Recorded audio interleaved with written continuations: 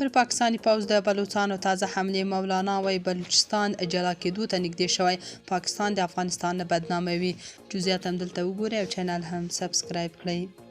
د پاکستان پر پوځیانو د بلوچ ازادي غوښتونکو وروستیو بریدونو کې چې لسګونه پوځیان ووژل شول، نو نه یوازې پاکستاني پوځ بلکې سیاسیون یې هم ورخطا کړي دي.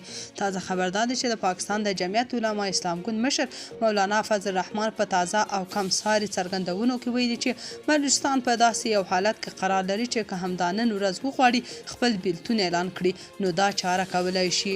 نوموړي ویلي بلوچستانو سره د پاکستاني ریاست د دوه ګوني چلند له امله هیڅ بلوچ چمتو نه دی چې حکومتي ادارو سره همکاري وکړي، نو ځکه خو هلته شتون پاکستاني پوځ ته په غټ سرخوږي بدل شوي دي.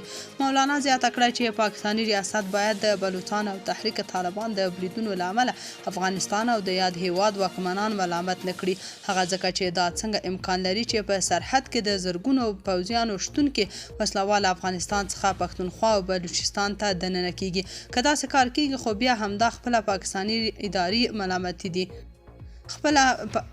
همدا خپله پاکستاني ادارې ملامتې دي او باید خپل ناکامي ومني. شنونکي پر دې باور دي چې دا څرګندونې د بلوچو د حقونو د ترلاسه کولو په برخه کې د بلوچستانو د کلونو مبارزې پایله ده. په وروستیو کلونو کې په بلوچستان کې د پاکستاني پوځیانو پر وړاندې په بریدونو کې د پام وړ زیاتوالی راغلی او ډیری بلوچ وګړي او ډلې د پاکستان له مرکزي حکومت څخه بیلتون غواړي.